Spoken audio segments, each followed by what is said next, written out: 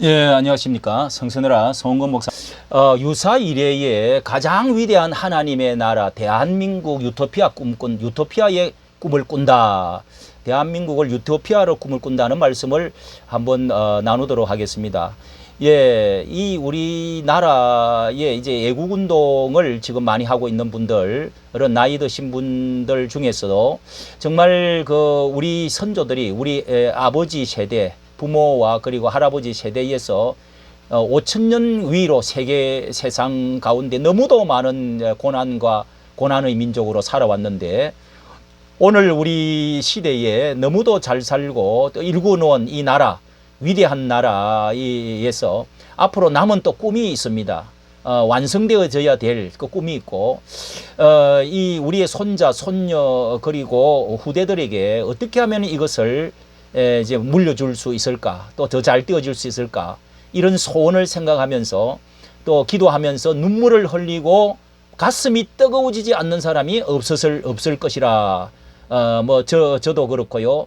그래서 이런 그 애국운동 가운데 정말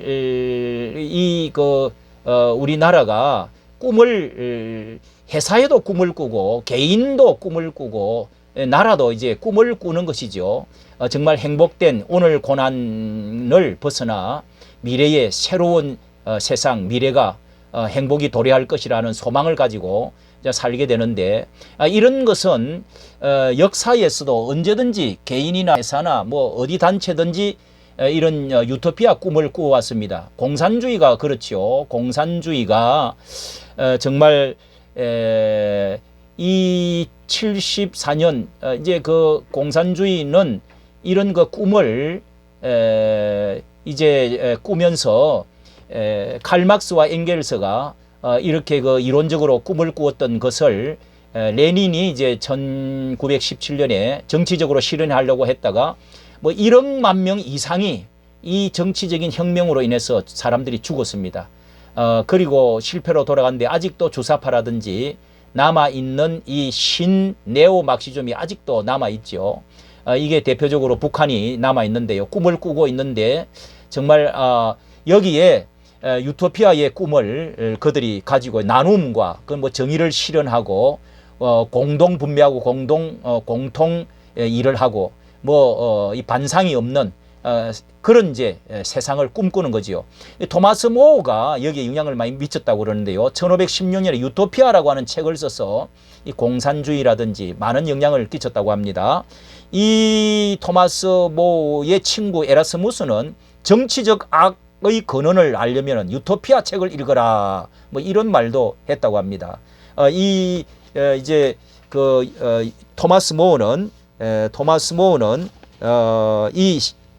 토마스 모어가 그 주장한 것은 이 유토피아는 뭐 어디에도 없는 장소라 그러는데, 그 상상의 섬의 이름이 유토피아입니다.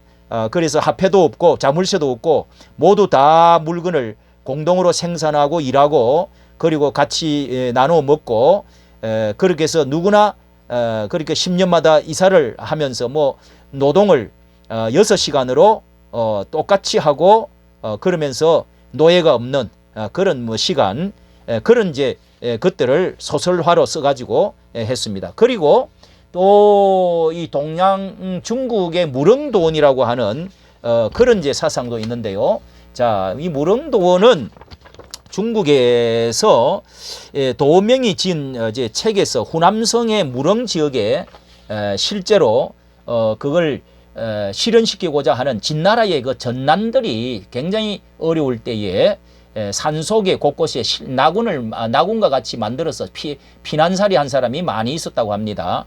그때에 그 퍼져 있는 무릉도원과 같은 소국 과민 세계로서 전쟁과 세금 빈부격차가 없고 권력 간섭이 없는 그런 나라, 무기가 갑옷도 필요 없는 나라, 그런 이제 난리를 피할 수 있는 십성지 같은 나라, 뭐 이런 나라들을 꿈꾼 그런 것이 있습니다. 그리고 이제 이 불교에도요, 정토 사상이라고 하는 것이 있는데, 이 극락이라고 하는 것이죠. 이게 서방 극락 세계, 즉 웨스턴 파라다이스라고 하는데, 이게 10만 억 불국토를 가면은 있다고 하는 이상향이지. 하나의 이상향인데, 참된 마음으로 아미타불을 믿고 염불하면 죽어서 극락에 태어난다 하면서 평안하고 청정한 세상이다. 번뇌와 괴로움이 없는 세속인이 살고 있는 사바세계에서 부정자배가 사라진 청정한 불국토의 자연 환경과 물질이 풍부한 인격이 완성된 사람들이 사는 미륵정토, 뭐 이런 그리고 열애, 약사 열애 유리 세계, 뭐 이런 극락정토를 지금 말하고 있는 그런 불교에도 있고요. 한국의 정감록에서도 이런 세계를 지금 꿈꾸고 있는 우리나라의 오랜 민간 가운데서도 이게 내려오고 있는데요. 자, 이 정도롱 사상도 뭐 이성계와 이방원이가 너무도 혹독하게 정몽주와 정도전을 그렇게 제물로 삼아가지고 피로 건국한 그런 그 인과 억보 때문에 새로운 세상이 와야 된다는 것이 싹 터가지고 원죄의식이죠.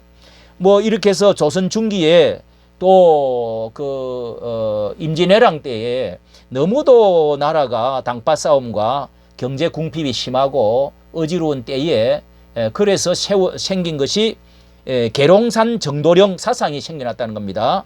이제 정감이라는 사람과 이심이라는 사람이 조선 팔도를 답사하면서 이제 그 풍수지리적으로 대담을 나누었던 것이 이제 정감록인데요. 이 정여립이라는 사람은요, 최초로 백성에 의한 백성의 정치, 뭐 아주 링컨과 같은 말을 부르짖으면서 공화 정치를 주장을 했다가 그 밀고를 당해서 조선시대 삼족이 멸하고 수천 명이 도륙을 당하는 그런 일도 있었다고 합니다. 그래서 이 계룡산, 신도안 여기에 새로운 세상이 정도령, 정씨라는 사람이 새로운 나라를 세워서 새로운 세상이 도래할 것이다. 이렇게 주장을 하는 것들. 이런 모든 사상들이 세계적으로 다 퍼져 있죠. 그런데 이 성경에서는 유토피아의 꿈이 반드시 성경에도 나와 있습니다. 이것은요, 에덴 동산에 하나님이 하나님의 형상으로 만든 사람을 이 땅의 가장 낙원에다가 에덴의 낙원에 두었는데 생육하고 번성하게 충만하고 땅을 정복하라 다스리라 하면서 복을 주었지만은 결국은 사탄 마귀의 죄악으로 말미암아서 이거 이제 실낙원이 되었죠. 낙원을 잃고 쫓겨났는데 이게 이제 앞으로 이 모든 것들을 제거하고 마귀와 죄를 제거하고 새로운 세상을 주실 예수 그리스도 예언이 되어져 있습니다. 기름 부은 그리스도가 오실 것이다. 이래서 새로운 나라, 새로운 백성을 다시금 세울 것인데요. 이게 이제 창세기 2장의 대표적인 예언자가 바로 이제 이사야 선지자입니다.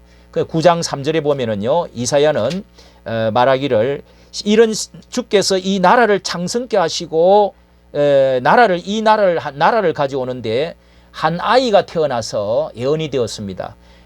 정사를 메우고 온다. 정사 가버너먼트라고 했습니다. 그리고 또 평강의 왕이 오신다. 왕으로 오실 것이다. 이 프린시플 오브 피스라고 그랬네요. 이 평강의 더함이 무궁하고 다윗 위에 앉아서 나라를 굳게 세우는데 공평과 정의로 나라를 굳게 세울 것이다.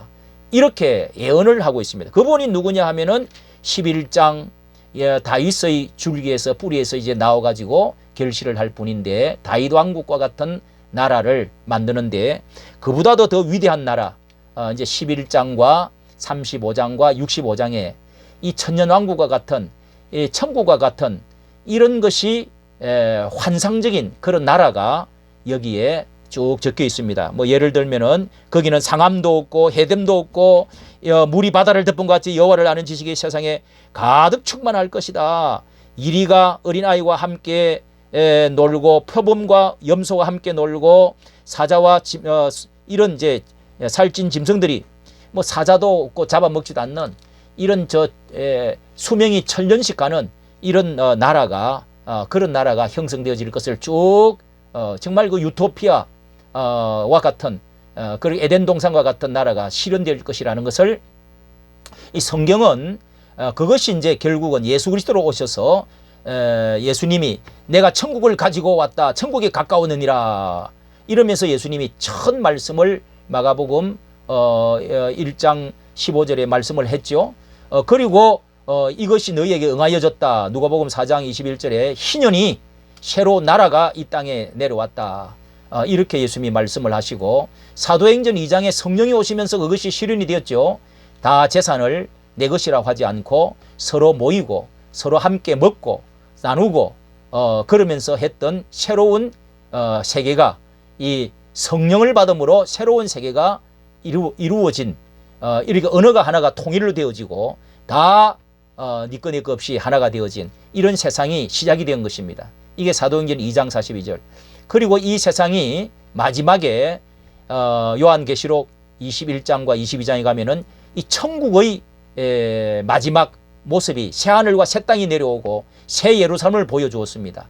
거기에 영원히 거할 새로운 나라와 도성을 보여주었습니다. 자, 이게 성경에서 하나의 허황된 꿈이나 비현실적인 게 아니라 이 땅에서도 이루어 말씀대로 살고 성령을 받으면 성령의 능력으로 살면 이 땅에서도 실현이 되어지고 완성된 하늘나라로 들어간다. 이것이 성경에 주어진 말씀입니다. 자, 그런데요. 오늘 말씀을 드리는 것은 이 애국운동을 하면서 정강훈 목사를 생각하면서 김중곤 목사님을 생각을 떠오르게 합니다. 그가 영원한 청년으로 민족 복음화의 꿈, 이런 그 민족 복음화의 꿈을 김중곤 목사는 정강훈 목사의 그 후계자와 같이 이렇게 물려주었는데 이분이 이렇게 민족의 복음화와 한상의 기도라는 것이 이게 시를 지어놓은 것이 있습니다. 우리가 청년 때에 그때 그 민족 복음화 집회도 하면서 대표적으로 김중곤 목사, 한경지 목사, 그리고 김창인, 그리고 또 여러 부흥사들 정말 이런 것들을 많이 우리가 가슴이 뜨거워졌습니다.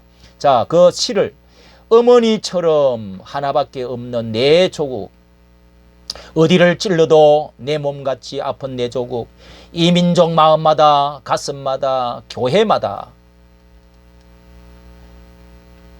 사회의 구석구석 금수강산 자연 환경에도 하나님 나라가 임하게 하시고 뜻이 하늘에서 이 땅에 이루어지게 하옵소서.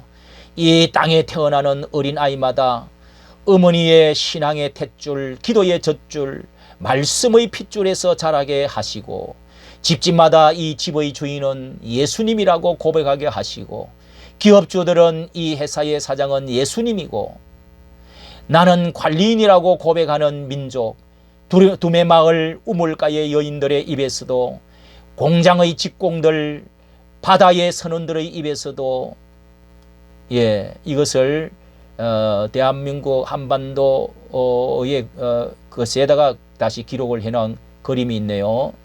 찬송이 터져나오게 하시고 각급 학교 교실에서 성경이 필수 과목처럼 배워지고 국회나 가기가 모일 때에도 주의 뜻이 먼저 무너지게 하시고 국제시장에서 한국제 물건들은 한국인의 신앙과 양심이 의뢰의 보정수표처럼 믿어지는 민족, 여호와를 자기 하나님으로 삼고 예수 그리스도를 주로 삼으며 신구약 성경을 신앙과 행위의 표준으로 삼는 민족, 민족의식과 예수의식이 하나 된 지상 최초의 민족, 그리하여 수십만의 젊은이들이 예수의 꿈을 꾸고 인류 구원의 환상을 보며 한 손에는 복음을 다른 한 손에는 사랑을 들고 지구촌 구석구석을 누비는 거룩한 민족이 되게 하옵소서. 기도의 시를 이렇게 정말 많이, 그때가 이게 벌써 한 30년가량이 지났는데요. 벌써 많이 실현이 되었습니다.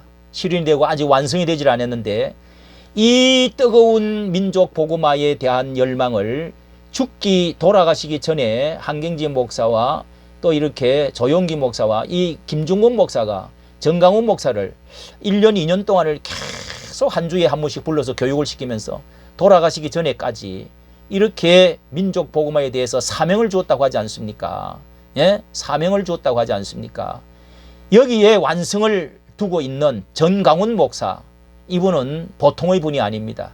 이 꿈을 완성할 역사의 인류 역사에 찬란하게 유토피아의 꿈을, 하나님의 나라를 실현시킬 마지막 주자가 아닌가 하는 것을 말씀을 드리고자 합니다. 이 정강훈 목사의 꿈과 비전은요, 뭐 이렇게 지나가는 어떤 일장춘몽의 꿈이 아니고 미몽과 뭐 개꿈이나 이런 그런 꿈이 아니라 정말 그 5천년 역사의 허구의 꿈이 아니고 공산주의적인 그런 꿈이 아니고 새 예루살렘을 입성을 위한, 그분이 얼마나 이 새 예루살렘의 입성을 실현되기를 원하면서 딸을 시집 보낼 때 주례를 하면서 새 예루살렘의 입성을 위한 준비된 신부가 되라, 이렇게까지 말을 했습니다.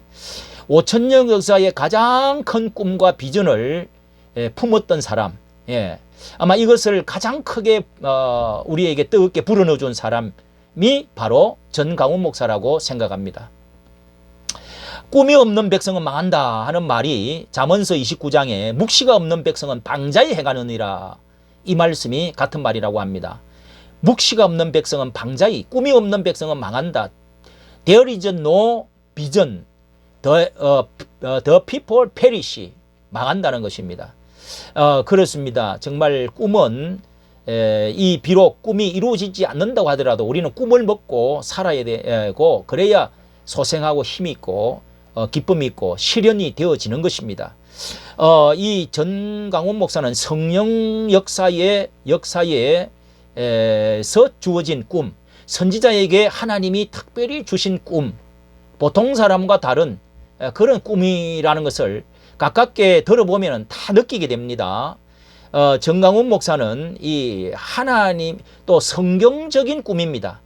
특별히 성경을 너무 사랑하고 성경 위주로 설교하고 이 성경에서 얻어낸 또 꿈이라고도 할 수가 있습니다.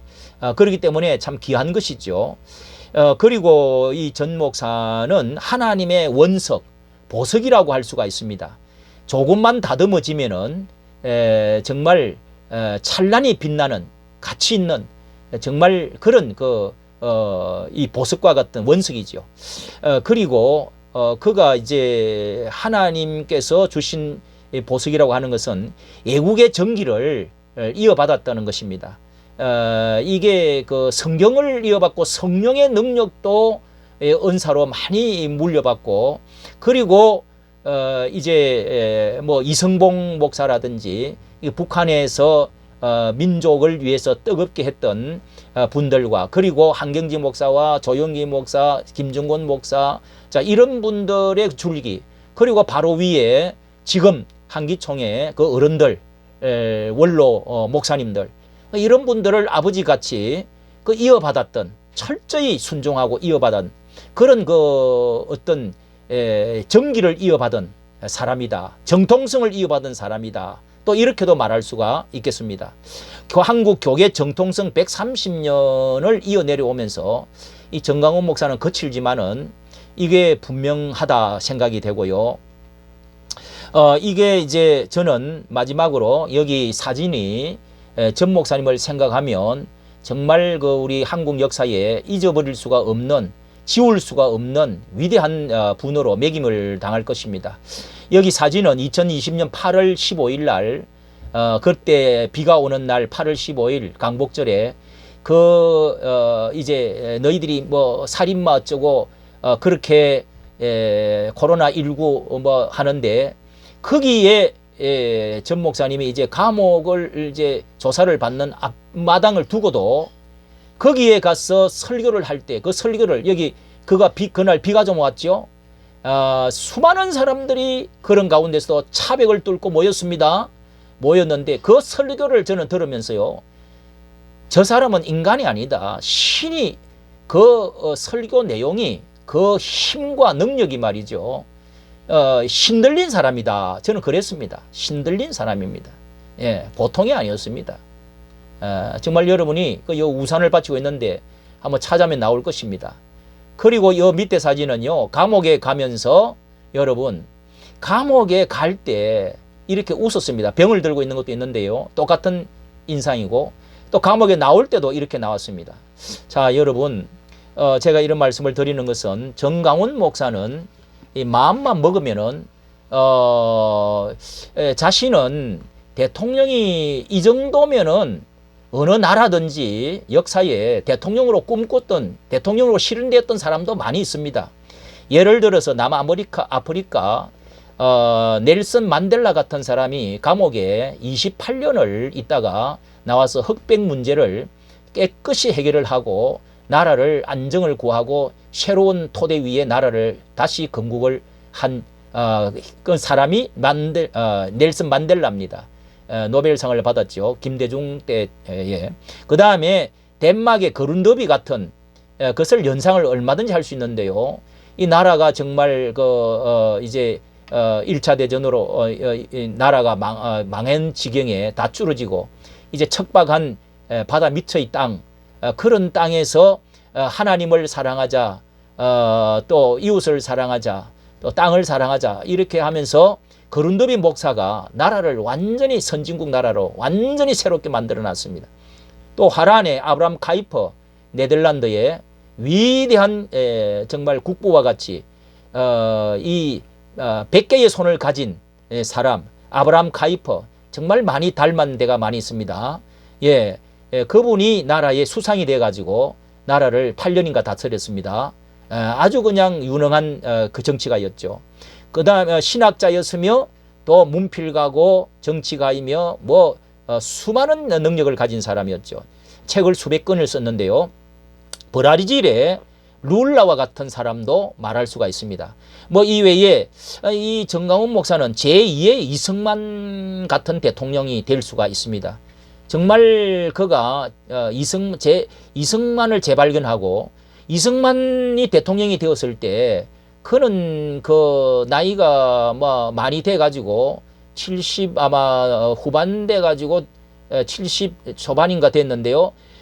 미국으로 건너가서 공부를 할 때 처음에는 목사가 되기 위해서 조지 워싱턴 대학, 그리고 프린스턴 하버드 대학, 그 다음에 프린스턴 대학을 세계를 하면서 신학 과목을 많이 들었습니다.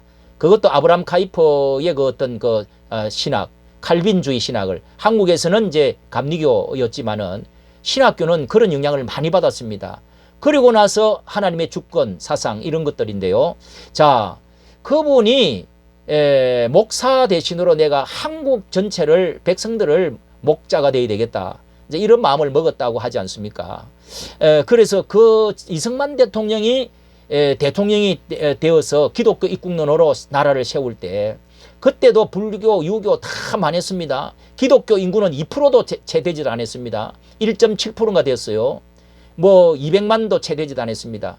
요런 때에 기독교 대통령으로 그렇게 나라를, 그렇게 민주화 기독교식으로 나라를 다스렸단 말이죠. 그렇다면은 정강훈 목사가 못할 리가 없는 거죠. 예. 제2의 이승만과 같은 사람으로 얼마든지 할 수가 있다. 그것을 열매를 이제는 만들 수가 있다는 것입니다. 예, 다만 정강훈 목사께서 경험이 있고 능력이 있고 또 그 희생이 있고 또 지식이 대단합니다. 그리고 성경의 바탕 위에 서 있고요. 그리고 성령의 능력의 비전이 보통 국회의원 급은 아무것도 아니고 대통령보다 앞서 있는 게 얼마나 많습니까? 기독청이라든지 교민청이라든지 나라의 또 남북 예수왕국 복음 통일에 대한 그 비전이라든지, 여러분 이건 보통이 아닙니다. 예. 그런데 이 몇 가지 다듬어지기만 하면은요, 몇 가지 이제 정말 내가 정치인으로서 온 백성들을 끌어안아야 되겠다. 또 인기를 좀 잘 해야 되겠다. 그리고 언어를 조금 더 순화시켜야 되겠다. 그 다음에 또 뭡니까? 그 다음에 이제 또 이렇게 전 목사님이 그런 마음만 먹고 인기를 좀 더 생각하고 그러면서 이 연합과 꿈을 기독교의 또 저변을 조금 더 신경을 쓰고 하면 목사로서 기독교가 연합되어지고 하나 되어지지 않을 수가 없습니다. 예수한국 복음 통일을 하자는데요. 세계 선교를 하자는데요. 예, 복음 통일을 하자는데요. 이보다 더 큰 목표와 정당한 게 어디 있습니까? 예? 그러면은 이렇게 목사들이 하나가 되어주고 이 주사파 척결 이거 기독교 안에서도요. 이거는 공산주의 좌파 뭐 어느 정도 진보 세력은 우리가 봐준다고 할지라도 이런 기본 근본의 문제는 어느 정도 해결을 해야 됩니다. 이렇게 합쳐지기만 되면은 정강원 목사 외에 누가 이 정치적이고 성경적이고 이 능력적이고 지식 이런 것에서 희생적으로 할 수 있는 능력을 갖춘 사람이 누가 있습니까? 이 기회가 얼마나 소중하고 귀한지 정말 이의 기회를 놓치면 자, 전 목사님이 나이가 이제 연세가 66세인가 7세인가 됐습니다. 67세가 됐는데요. 김대중 대통령이 뭐 떨어지고 절망했다가 미국 갔다가 다시금 또 마음 먹고 이제 그 정권을 대통령을 하게 된 것이 아마 80이 다 됐을지요. 80이 다 돼가지고 그렇게 해서 대통령을 했는데 전 목사님 4년 준비하면은요 얼마든지 이거요 뭐 국회의원들 이렇게 흩어져 있는 국회의원들 모으고 교계가 어느 정도 힘을 합쳐주고 그리고 일반 시민들도 내심으로는 전 목사를 인정하는 사람이 많습니다. 이게 조금 거칠은 뭐 말을 조금 더 순화시키고 하면은요 뭐 이게 근본적인 죄가 아니거든요. 예. 뭐 나라를 위해서 희생하다가 정말 싸우다가 일어난 거니까 얼마든지 이거는 무슨 죄가 되는 것도 아니고 실제 법적으로도 무죄가 선고를 다 받은 겁니다. 예. 이 나쁜 이 지금 오늘도 신문에 정말 그 핵무기를 이제는 공식화하고 이제 그 위험만 느낀다고 해도 그냥 우리도 핵무기 쏘아버리겠다는 법을 확정을 했어요. 자, 이런 상황을 누가 만들어낸 겁니까? 김대중과 문재인 아닙니까? 이 죄를 다 어떻게 이 민족의 죄를 어떻게 하려고 하는 것입니까? 정강원 목사의 말이 맞지 않습니까? 자, 그러면은 이게 주사파에 대해서 이렇게 분노한 것이 이 정답이 아니었습니까? 한국 목사님들이요, 대교의 목사님들이요, 눈치 보지 말고 성도들이요 일어나야 됩니다.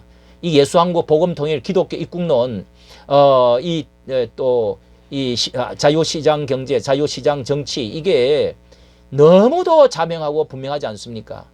입이 쓰도록 닳도록 지금 외치는 이것을 봐야 됩니다. 이게 이 민족의 위대한 한 인물 큰 바위 얼굴이 나타났습니다. 우리 함께 정말 새로운 국면으로 이 얼마간의 주어진 시간에 일어날 수 있기를 간절히 바랍니다. 이까지 정치해 주셔서 감사합니다.